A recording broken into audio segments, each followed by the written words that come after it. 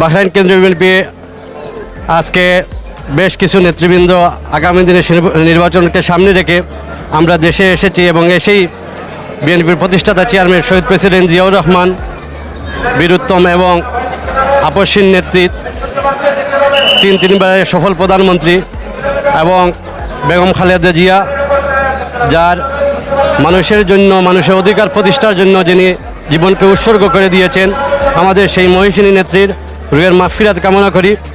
এবং আগামী দিনে বিএনপির প্রতিষ্ঠাতা চেয়ারম্যান শহীদ প্রেসিডেন্ট জিয়াউর রহমান যেভাবে এদেশে বহুদলীয় গণতন্ত্র প্রতিষ্ঠাতা করেছিলেন, আমাদের দেশনেত্রী বেগম খালেদা জিয়া দীর্ঘ 17 বছর আন্দোলন সংগ্রামের মাধ্যমে এদেশে গণতন্ত্র ফিরিয়ে আনার জন্য উনি ওনার জীবনকে উৎসর্গ করে দিয়েছেন।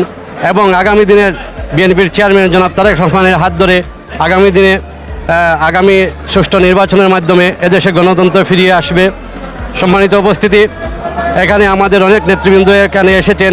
আমাদের জনতা গোয়েন্দাঘাট কোম্পানিগঞ্জে আপনারা জানেন আগামী দিনের সিলেট 4 আসনের দানের শীষে এবং জমিয়তে মনোনীত প্রার্থী জনাব আরিফুল হক চৌধুরী সাহেব। আপনারা জানেন জনতা গোয়েন্দাঘাট কোম্পানিগঞ্জ এটা আমাদের অত্যন্ত ঐতিহ্যবাহী এক জনপদ। এই জনপদ দিয়ে আমাদের বাংলাদেশ অত্যন্ত গুরুত্বপূর্ণ একটি জায়গা, অনেক আমদানি রপ্তানি করা হয় এবং এখানে বাংলাদেশের পর্যটক হিসাবে আমরা এই জনতা গোয়েন্দাঘাট কোম্পানিগঞ্জকে আমরা একটি পর্যটক নগরী হিসাবে আমরা সবাই জানি। তো আমরা চাই এই জনতা গোয়েন্দাঘাট কোম্পানিগঞ্জ আগামী দিনে এই পর্যটক স্পটগুলো সংস্কার করে এবং আগামী দিনে এই জনতা গোয়েন্দাঘাট কোম্পানিগঞ্জের মানুষের কর্মসংস্থান যেভাবে হয়। আপনারা জানেন আমাদের জনতা গোয়েন্দাঘাট কোম্পানিগঞ্জের মনোনীত প্রার্থী যিনি আরিফুল হক চৌধুরী সাহেব অত্যন্ত যোগ্য এবং উনি দীর্ঘদিন সিটি কর্পোরেশনে উনি সিটির মেয়র ছিলেন এবং দীর্ঘ 17 বছর দল ক্ষমতা না থাকার কারণেও উনি যেভাবে এই সিলেটকে একটি সুন্দর এবং পরিচ্ছন্ন নগরী হিসাবে উপহার দিয়েছেন, তার এই সফলতা আগামী দিনে জনতা গোয়েন্দাঘাট কোম্পানিগঞ্জের মানুষ যদি ওনাকে নির্বাচিত করে, আমি আশাবাদী এই জনতা গোয়েন্দাঘাট কোম্পানিগঞ্জের মানুষের উন্নয়ন কাজ হবে এবং ব্যাপক উন্নয়ন হবে।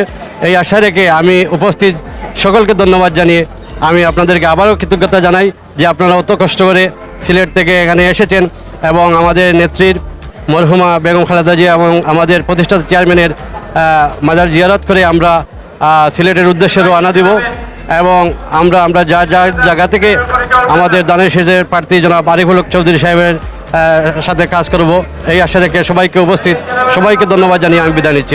আল্লাহ হাফিজ।